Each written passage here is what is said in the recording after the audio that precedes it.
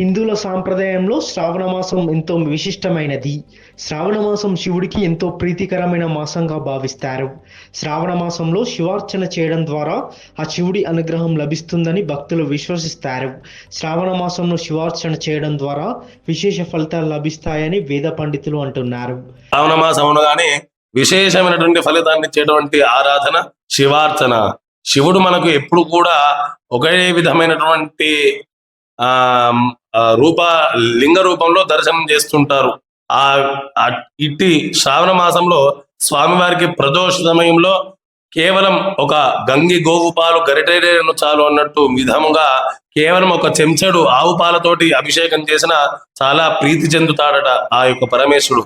అలాంటి పరమేశ్వరునికి శ్రావణ మాసంలో వచ్చేటువంటి సోమవారాలు కానివ్వండి, అదే విధంగా మాస శివరాత్రి రోజున కానివ్వండి, ఇలా ఆర్ద్ర నక్షత్రంతో కూడుకున్నటువంటి రోజున స్వామివారికి ఒక చెంబెడు రుద్రముతోటి నమ్మకము చెప్పి ఆ యొక్క అభిషేకించినటువంటి చేస్తే, అట్టి చేసిన తర్వాత జలాన్ని మన శిరస్సు పైన చల్లుకున్నట్టయితే మన శరీరంలో ఉండేటువంటి కామ క్రోధ లోభ మోహ మదమాత్సర్యాలు ఇవన్నీ కూడా సమపాలల్లో జీవనానికి సాగే విధంగా మన బుద్ధి ఆలోచన అన్ని కూడా ప్రేరేపిస్తూ స్వామివారి అనుగ్రహము కటాక్ష వీక్షణలు మనందరికి కూడా లభిస్తాయని తెలియజేస్తూ, భోలా శంకరుడు ఏమి కోరితే అది ఇచ్చేటువంటి వాడు కేవలం ఒక పరమేశుడే.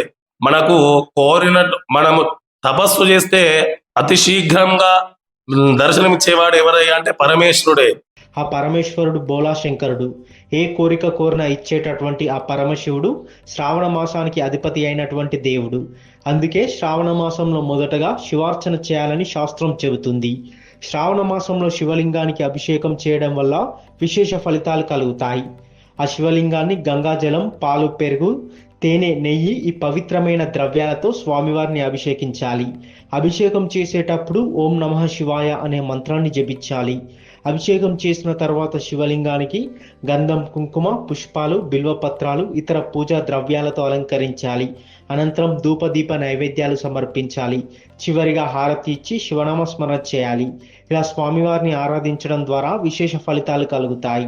పరమేశ్వరుని ఆరాధనకు ఏమి తెలియకపోయినా పర్వాలేదు, కేవలం భక్తితో ఒక చెంబెడి నీళ్లతోటి ఓం నమ శివాయ, ఓం నమ శివాయ అని ప్రతిరోజు ఈ యొక్క జపాలను చేసుకుంటూ స్వామివారికి అభిషేకం చేసినట్టయితే చాలా విశేషమైనటువంటి ఫలితాన్ని ఇందులో సంపుటి అనేటువంటిది, ఏకాదశ రుద్రాభిషేకం అని, తర్వాత మహారుద్రం అని, ఇలా ఒక్కొక్క సంఖ్యను ఒకే రుద్రముతో చెప్తే సకృత రుద్రాభిషేకం అని, 11 రుద్రాలతో చెప్తే ఏకాదశ రుద్రాభిషేకం అని, అలా 110 సార్లు చెప్తే మహారుద్రం అని, ఇలా ఒక్కొక్క విధంగా ఒక్కొక్క ఫలితాన్ని ఇచ్చేటువంటి విధానము ఈ రుద్రాభిషేకము.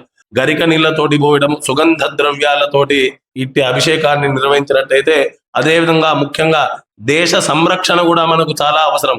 ఎందుకంటే కేవలం మనం ఈ రోజు ఇక్కడ నివసిస్తూ ఈ యొక్క భగవద్ ఆరాధన చేసుకుంటున్నాము అంటే అక్కడ మన బార్డర్ లో ఉండేటువంటి దేశాన్ని రక్షించేటువంటి వారు కూడా ఎంతో ముఖ్యం.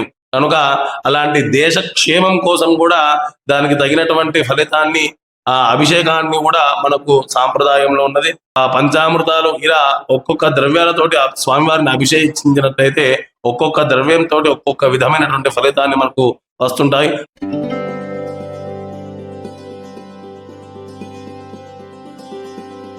thank you